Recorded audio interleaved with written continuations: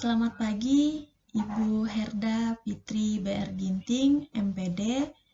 Selamat pagi, Bapak Dr. Andes Sunario, AI MPD, selaku dosen pengampu pada mata kuliah Profesi BK. Perkenalkan, nama saya Sinta dengan NIM 203030216047. Di sini saya akan mempresentasikan mengenai materi yang saya ambil, yaitu kode etik profesi. Baik. Nah, di sini ada pengertian kode etik profesi. Nah, apa sih pengertian dari kode etik?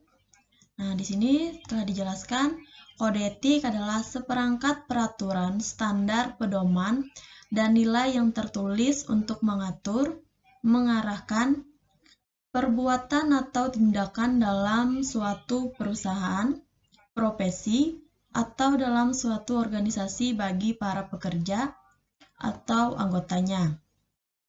Jadi kode etik ini adalah seperangkat peraturan yang dimana untuk mengatur dan mengarahkan perbuatan atau tindakan dalam suatu profesi. Selanjutnya, di sini ada tujuan kode etik. Nah, yang pertama ada menjunjung tinggi martabat profesi. Yang kedua, melindungi pihak yang menjadi layanan profesi dari perbuatan malpraktik. Dan yang ketiga, meningkatkan kualitas profesi. Keempat, menjaga status profesi. Dan yang terakhir, menegakkan ikatan antara tenaga profesional dengan profesi yang disandangnya. Selanjutnya, nah di sini ada pengertian kode etik profesi konselor. Kode etik ini juga diperlukan oleh seorang konselor. Di sini dijelaskan bahwa kode etik konselor Indonesia merupakan landasan moral dan pedoman tingkah laku profesional yang dijunjung tinggi, diamalkan, dan diamankan oleh setiap anggota profesi bimbingan dan konseling Indonesia. Selanjutnya,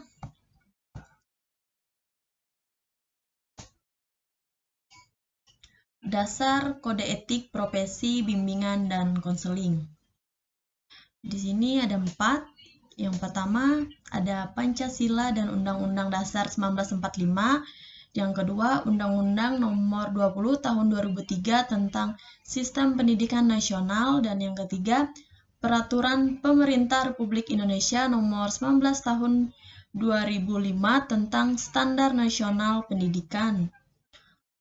Pasal 28 ayat 1, 2, dan 3 tentang standar pendidik dan tenaga kependidikan. Dan yang keempat, Peraturan Menteri Pendidikan Nasional Republik Indonesia Nomor 27 Tahun 2008 tentang standar kualifikasi akademik dan kompetensi konselor. Baik, selanjutnya. Nah, di sini ada fungsi kode etik.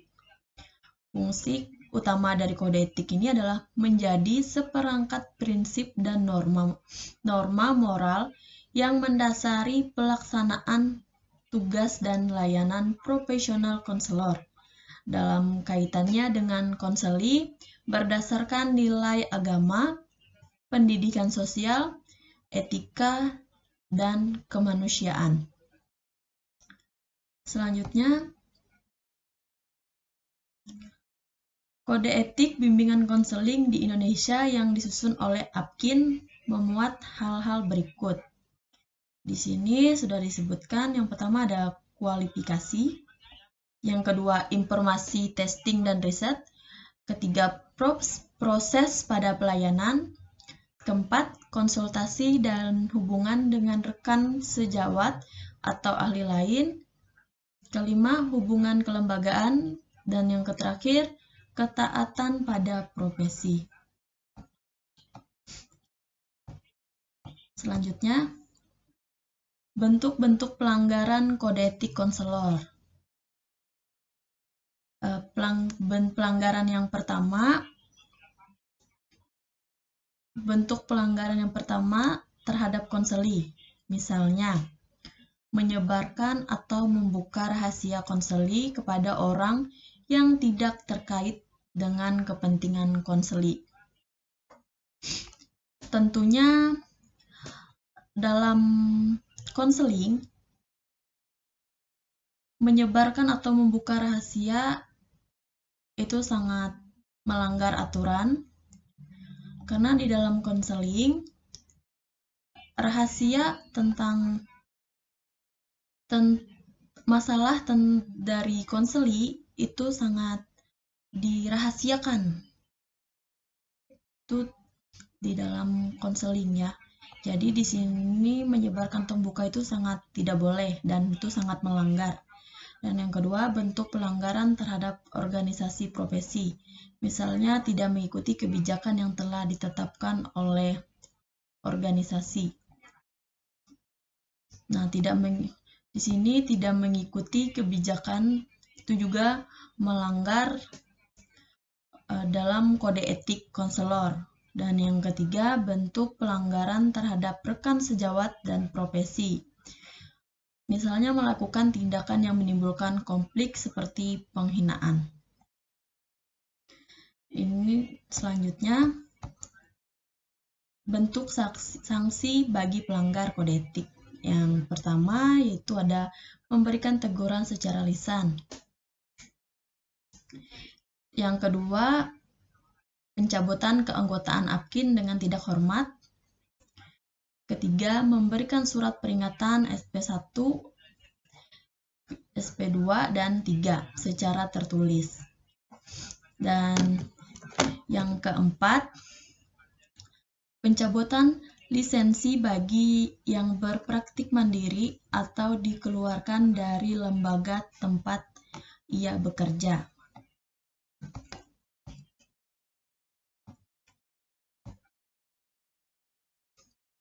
Baik, sekian presentasi dari saya. Kurang lebihnya saya ucapkan terima kasih. Selamat pagi.